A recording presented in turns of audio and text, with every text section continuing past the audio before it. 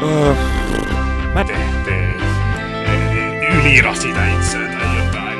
Pile matskuu kyllä. Mä en tiedä.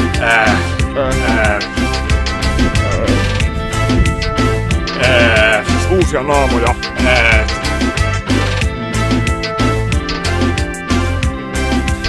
Mitä tiedätkö?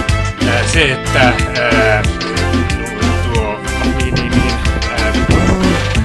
kerroin eilen, että tosiaan mä teen videoblogia ja nyt puhu itsekseen, niin ainakin hyvä syy sitten puhua, että jolle voi höpötellä.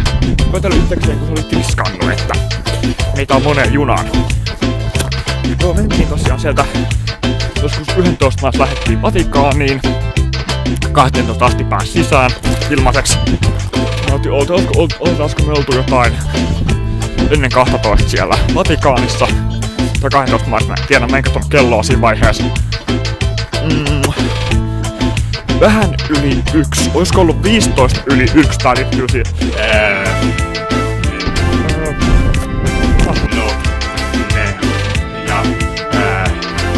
Okei, heitti tosiaan ulos baarista.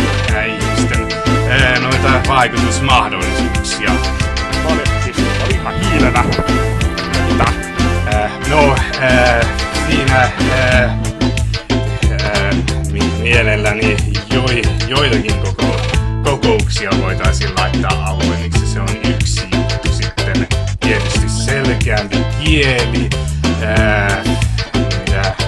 Mitä niitä nyt onkaan? Ensinnäkin turhasta byrokratiasta pitää yrittää päästä eroon. Etenkin tuolla sosiaaliturvassa on aika paljon sitä, että ihmisiä juoksutetaan paikasta toiseen sitä hakemaan. Sitten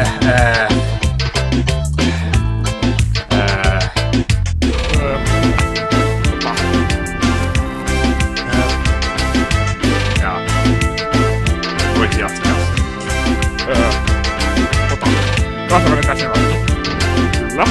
Joo, niin Flexicurity.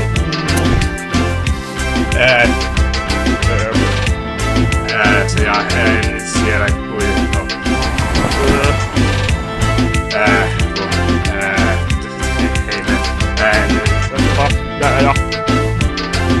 tilaajille.